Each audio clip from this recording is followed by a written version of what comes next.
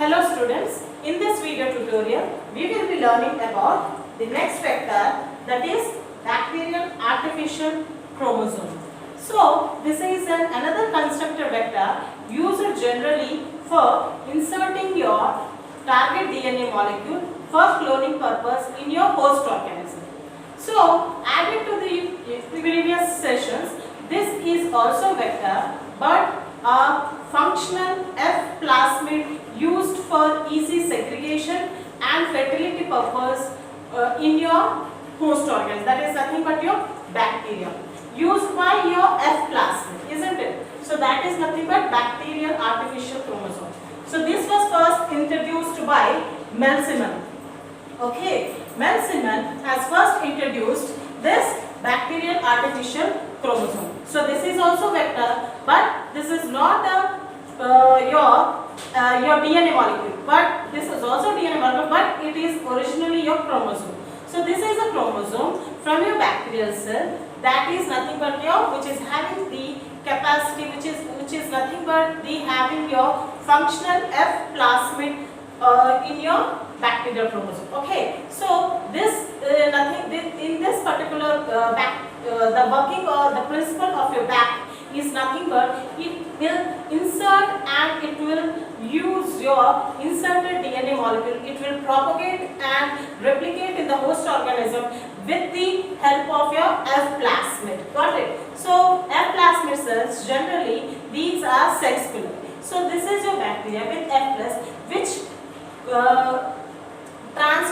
transforms your bacterial chromosome into your another bacteria. So this is one type of sexual reproduction in your bacteria, isn't it? So this is the mode of working of your bac. So with the help of your PAR genes. So PAR genes are nothing but this is your F plasmid gene which is used for even distribution of your plasmid in your bacteria when grown in a culture. So this is the main principle lying behind your bac. So this is the constructor vector. So this bac will use its bacterial chromosome with the F plasmid, F Fim plus cells in order to construct this vector. So what is the main use of this bac? Bac generally used, this is a vector which can carry your DNA molecule of around 100 to 300 kb size of DNA molecule can easily be inserted in your bac. Okay, so the weighing capacity, the capacity of this particular bac is nothing but it can easily insert your target DNA molecule of around 100 to 300 kb. So this can easily carry large size DNA fragments into your host organism. So this is the construction of your bac. So coming to the construction, as of your other vectors, this bac is also having three properties, that is MCS, that is multiple cloning sequences. Next is origin of replication for replication purpose. Next is your marker gene.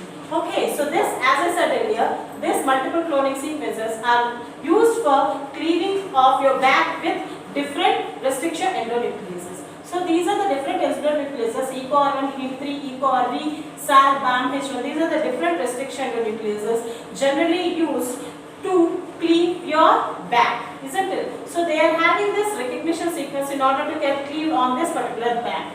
So this is the site of your restriction endonuclease. Added to this MCS, that is multiple restrictions, multiple cloning sequences, it is having a gene which recognize, this is nothing but your marker gene, that is LAC-JET gene, which is used for beta-galactosidase enzyme. So this will induce your beta-galactosidase enzyme. And next is origin of replication, and added to this PAR genes are also present which induces even distribution of your plasmid when bacteria is grown in your culture, added with a DNA target molecule, isn't it? So these are the four important features of this particular bac. Now coming into the working of this bac. So as I said earlier, this is having MCS sites, that is multiple cloning sites, where it is be having the site for cleavage of different restriction endonucleases, isn't it? So whenever this bac is treated with these particular enzymes, it gets cleaved at particular this MCS site. So as I said earlier, there is a LAC-JET gene is overlapping on this particular restriction endonucleases. Whenever, so this is your target sequence, target molecule, where it has to be get inserted. So whenever your target DNA molecule is inserted in this particular sequence, your lag-Z gene, as it is overlapped with your NCS, so this lag-Z gene will be easily get inactivated when your target gene is present on this particular lag-Z gene, isn't it? So if this is your target DNA molecule, when this target DNA molecule will go and insert on this particular lag-Z gene, then obviously this lag-Z gene gets inactivated. And this core-IC site is nothing but for replication purpose. Okay. Now, when this target DNA molecule is introduced on this particular lag-Z gene, so when this bag is subjected for cloning purpose, then what happens? As this target DNA molecule is easily get inserted here, making your lag-Z gene inactive, then what happens? This particular rDNA molecule, that is your DNA insert plus your black bag, that is your bacterial artificial chromosome, when it is subjected for cloning, then what happened? White color colonies are produced. White color colonies make sure that when white color colonies are produced, white color colonies makes us think that it is a marking, it is a selectable marker which makes us assume that here your target DNA molecule is being easily inserted in your bag. When the colonies are obtained, when it is left for cloning, then if the colonies are produced with blue color, then it indicates that no target DNA molecule is inserted. The story behind this when lag-Z gene, so this is your beta-galactosidase enzyme, when it is added, when it is in active condition. Active condition means no target DNA molecule is indicated, is added, is inserted when it is active. So when target DNA molecule is not added on this particular lag-Z gene, then what happens? This X-GAL will convert your colonies into blue color. Means no target DNA transformation is observed. Is if your lag-Z gene is positive here. If lag-Z gene activity is negative, then X-GAL will convert your colonies into white color. This indicates that target DNA molecule is easily transformed. So these are the two conditions where this bacterial artificial chromosome is working. So this is the first condition. So this is the second condition. What is the first condition?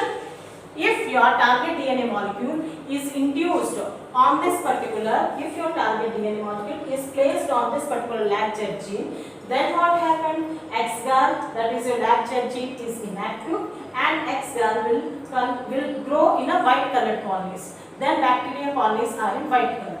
If your target DNA molecule is not inserted well on this particular lag-Z gene, then lag-Z gene is present and it will show blue color colonies when it is observed for cloning. So this is the main two important factors of your bacterial artificial chromosome. So bacterial artificial chromosome is mainly used during your human genome project, and the main factor, the main important factor of your bag is that it can easily get insert 100 to 300 sized, large sized DNA molecules. So these are the two important factors of your lag-Z gene. Lag-Z gene means when your target DNA molecule is induced on your lag-Z gene, then what happens? X-GAL will produce white colored colors. If your lag-Z gene is active, when your target DNA molecule is not inserted, then your X-GAL will produce blue color colors. So this is nothing but the working and your construction of bacterial artificial chromosome. Thank you.